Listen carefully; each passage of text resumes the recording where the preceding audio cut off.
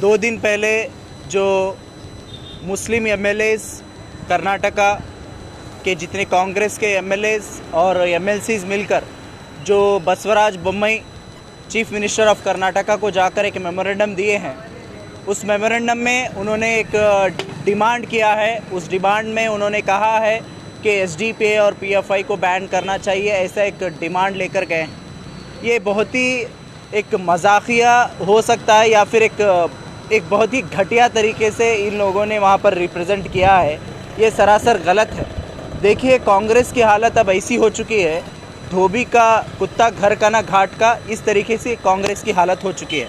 कांग्रेस अब ना ही मुसलमानों की और ना ही दलितों की और ना ही उनके खुद के वोटर्स के बारे में सोचने वाली कोई पॉलिटिकल पार्टी नहीं बची।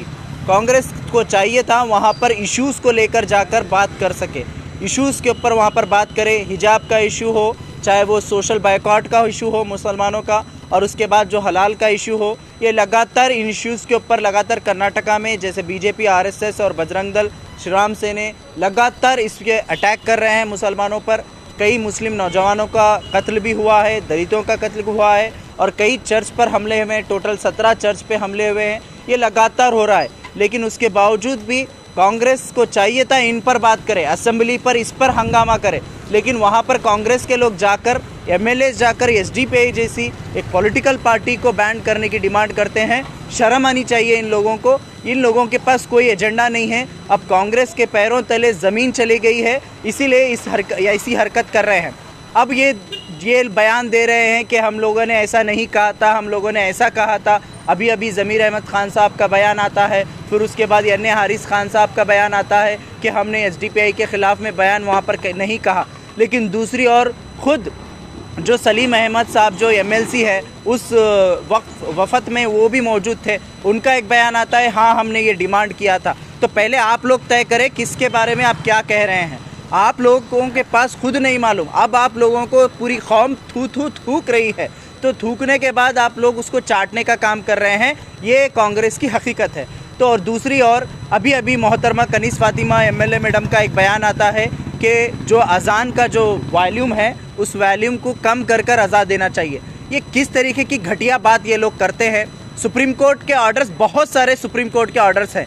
सुप्रीम कोर्ट का ऑर्डर और एक ऑर्डर पड़ा हुआ है महानगर पालिका के अंदर, जिसके अंदर क्लियरली कहा गया है कि पब्लिक गार्डन्स के अंदर जितने भी इलीगल कंस्ट्रक्शन हैं, जितने भी इलीगल मंदिर हैं, उनको तोड़ा जाए। सुप्रीम कोर्ट का ऑर्डर है, वो महानगर पालिका के कमिश्नर के ऑफिस के जो टेबल है उस पर पड़ा हुआ है, उसके ऊपर बात करिए, उसको इम्प्लीमेंट करवाइए। लेकिन ये अजान के ऊपर बात करते हैं, ये लगातार मुसलमानों के कारोबार के बारे में बात करते हैं। इन लोगों को मालूम होना चाहिए क्या बात करना है, ये क्या बात करना है, इनको खुद को नहीं मालूम। ये एक सिंपैथी वोट लेकर एमएलएस बने हैं। इन लोगों को काम नहीं आता किस तरीके से काम करना चाहिए और क्या बात करना चाहिए। अब ये लोगों का चेहरा पूरी कौम के सामने आ चुका है। ये वही काम कर रहे हैं जो आरएसएस और बीजेपी इनको नचाने का काम कर रही है, और इनको ये मोहरा बनकर काम कर रहे हैं आरएसएस और बीजेपी का। इसके बारे में यही कहना चाहूँगा, सुप्रीम कोर्ट के ऐसे बहुत सारे ऑर्डर्स हैं।